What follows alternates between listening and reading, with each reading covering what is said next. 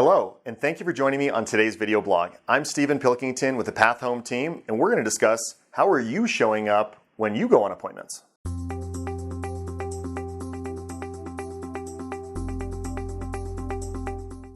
So a question I get a lot from the newer agents on our team is, what's it like showing up for an appointment? What should I do to prepare? And a few rules that have been very important guiding me are, number one, show up early. Now, this has been, as easy as this may sound, this has been something that's been a challenge for me. And systems and tools that I use to get around that are, first and foremost, in my calendar, I have everything time blocked off, and then I add drive time onto it.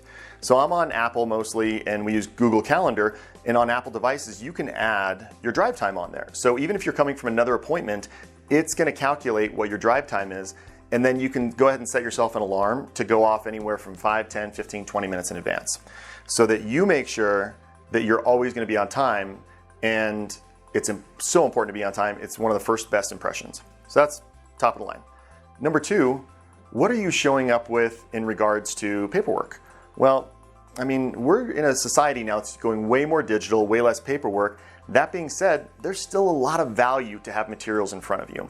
I like to use my iPad as often as possible. That way we can save some trees. It's more cost effective for you, even though we do get some fantastic printing options at Compass. I do like to save the paper when possible.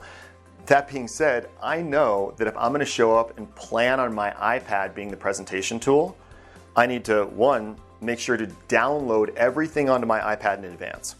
It's amazing how many dead spots there are around the Denver metro area. And getting to an appointment with all the stuff digital only to find out you've got no signal is kind of like a wah wah. It's pretty big, it's a big letdown. So showing up and making sure that if you're going to be digital, make sure that your digital is accompanied by saved copies, or else plan to have digital and plan to have paper. And then you can always offer out, you know, I'm one of those people that's digital. If you're a paper person, you like to hold it and feel it, I've got this here for you. Yet, if you're someone who's just gonna recycle it, I'll go ahead and hold on to it and I'll handle that for you. Do what you can to make things easy for them. So, next thing, oh, and by the way, that iPad, arriving early at a property isn't that big of a deal when you've got an iPad with signal, because if you're writing an email and you're like, ooh, let me finish this email before I leave, I can't even tell you how many times I've done that. And next thing you know, I go from potentially leaving 5 or 10 minutes early to leaving 5 minutes late. So if you leave, take an iPad. It's worth having the signal on it, or at least to me, to have that cell phone signal so that I can continue working from my car regardless of where I'm going on the appointments.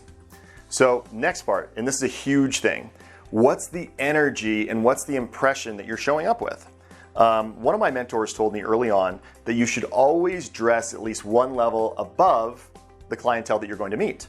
So in a scenario, if you're going to meet somebody who's casual, maybe, so I was meeting a mechanic one time, and it may not have been the time for me to wear a complete three-piece suit with a tie, and to really be above and beyond on that. Or if I'm meeting somebody who's going through potentially a distressed situation, I'm probably gonna pull back how fancy I'm dressed and how expensive the clothing is I'm wearing, because I don't want to give the wrong impression.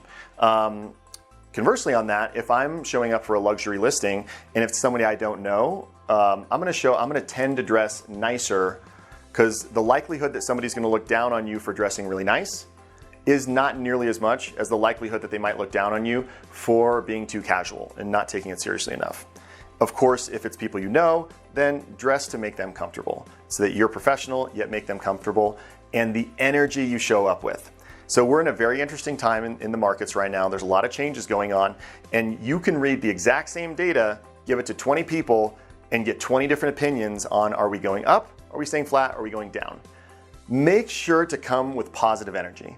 Make sure to smile. Don't be fake, don't shine people on, but always look for what the positive opportunities are. To be frank, I've lost some listing appointments in my past because I showed up and I was very professional, yet I wasn't excited for them. And I actually lost it to a good friend of mine who showed up about an hour after I did, and he was excited. And when I asked the seller, what caused you to pick him?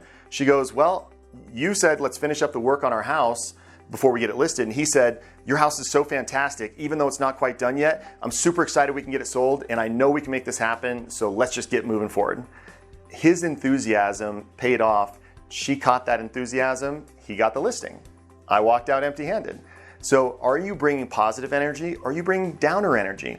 And regardless of what your client is going through, whether it's a happy move or whether it's a really sad mood, you can still be positive. Just know that be within a range. So if somebody's emotions are low, be a bit higher than them. You don't have to be low, but you don't have to be super excited. That'd be weird. If somebody's energy is really high, be up there with them. If you're going to pull back a little bit, make sure to be close enough that it doesn't feel like you're deflating their excitement. So I hope you've gotten some value out of today's video blog. Of course, if you have any questions about what we do on our team, we're always looking for quality agents. And or if you just want to mastermind or have coffee sometime, please reach out. I'd love to speak with you. And until the next video blog, stay safe, stay healthy, and I look forward to seeing you on the next one.